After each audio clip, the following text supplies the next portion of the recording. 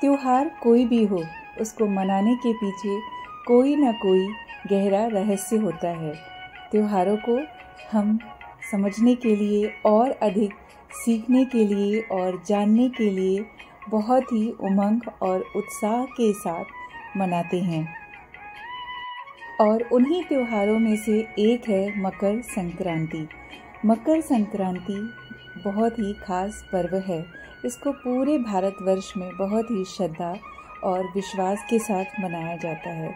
मकर संक्रांति खास इसलिए भी हो जाता है कि इस दिन भगवान सूर्य देव दक्षिणायन से उत्तरायण की ओर प्रस्थान करते हैं, यानी कि सूर्य यात्रा उत्तरायण में शुरू हो जाती है, जो कि बहुत ही शुभ माना जाता है। और ऐसी भी मान्यता है कि इस दिन से दिन जो है तिल तिल बड़े होने लगते हैं।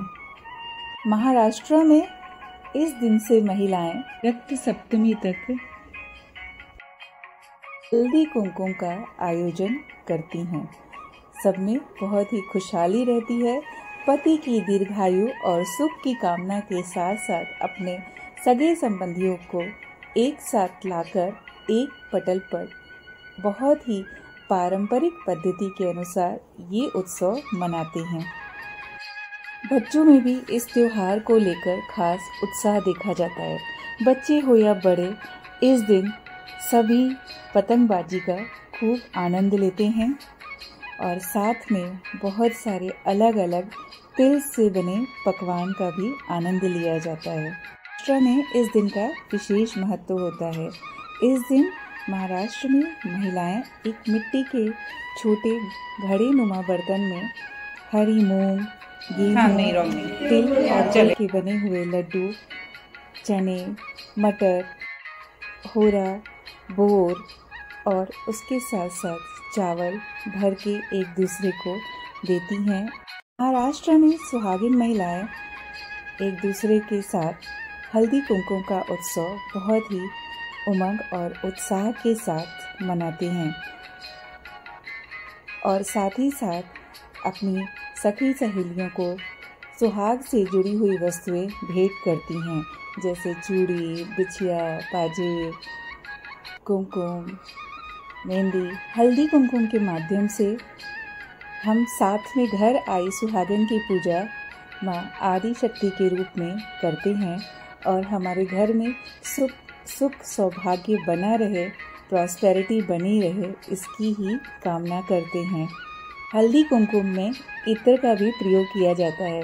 कहते हैं कि इत्र के प्रयोग से देवता जल्दी प्रसन्न होते हैं। कहते हैं कि इससे देवता हमारे सभी मनोरथ को जल्द ही पूर्ण करते हैं। घर आई महिलाओं को कुछ न कुछ सुहाग की वस्तुएं भेंट की जाती हैं, जिसे महाराष्ट्र में वान देना कहते हैं। वान देने के पीछे धार्मिक महत्व है।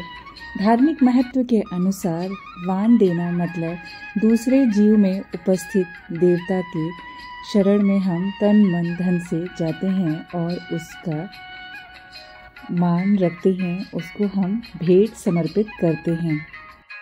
जब हम उपहार या वान देते हैं तो पल्लू के एक छोर का आधार देते हैं, जिसका धार्मिक महत्व यह है कि अब हमें किसी भी चीज़ की आसक्ति नहीं रही। हम आपको जो उपहार दे रहे हैं वो हम अपने तन मन धन से दे रहे हैं। आसक्ति छोड़कर दिया हुआ दान सर्वोपरि हो जाता है। यह पर्व रथ सप्तमी तक ही मनाया जाता है, क्योंकि रथ सप्तमी तक का समय तेजोबल देने वाला होता है। पौराणिक समय में भी देखा जाए तो महिलाएं और पुरुष दोनों ही माथे पर तिलक लगाते थे। दोनों भौहों के मध्य से और माथे तक की जगह पर एक नस जाती है, जिससे कि हमारी पॉजिटिव एनर्जी बनी रहती है और वहाँ पर तिलक लगाना अति उत्तम माना जाता है। इस जगह पर तिलक लगाने से चेहरे की कोशिकाओं तक अच्छी तरह से रक्त का संचार होता है।